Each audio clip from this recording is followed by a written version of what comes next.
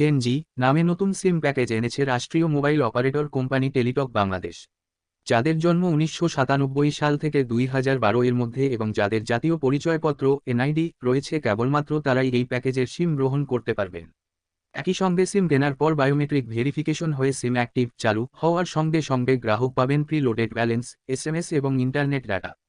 টেলিটকের পক্ষ থেকে এই জেনজি প্যাকেজ সম্পর্কে বলা হয়েছে, জেনারেশন জেড এর সংক্ষিপ্ত রূপ হচ্ছে জেনজি। এর মাধ্যমে সেই প্রজন্মকে বোঝায় যারা বর্তমান যুগের ডিজিটাল ও প্রযুক্তি নির্ভর। এরা প্রযুক্তি ব্যবহার, উদ্ভাবনী চিন্তা ও নতুন ধারণা গ্রহণ করার ক্ষমতা রাখেন। বাংলাদেশে জেনারেশন জেড প্রজন্মের তরুণরা ডিজিটাল যুগের সাথে খাপ খাইয়ে নতুনত্ব এবং সামাজিক পরিবর্তনের দিকে এগিয়ে যাচ্ছে।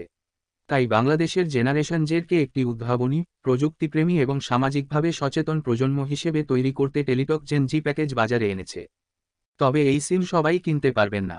টেলিটক বলছে, যাদের জন্ম ১৯৯৭ থেকে ২০১২ সালের মধ্যে এবং যাদের জাতীয় পরিচয়পত্র এনআইডি আছে শুধু তারাই এই প্যাকেজের সিম কিনতে পারবেন। এই সিমের দাম ১৫০ টাকা। তবে গ্রাহকদের জন্য রয়েছে উপহার। সিম কেনার পর বায়োমেট্রিক ভেরিফিকেশন হয়ে সিম অ্যাক্টিভ হওয়ার সঙ্গে সঙ্গে গ্রাহক পাবেন ১৫ দিন মেয়াদে প্রিলোডেড ব্যালেন্স ৫ টাকা, ৭ দিন মেয়াদে ফ্রি ১ জিবি ডাটা এবং ৭ দিন মেয়াদে ফ্রি ১০০ এসএমএস। একই সঙ্গে অলজবস প্রিমিয়াম মেম্বারশিপ ১২ মাসের জন্য ফ্রি পাবেন জেনজি সিমের গ্রাহকরা।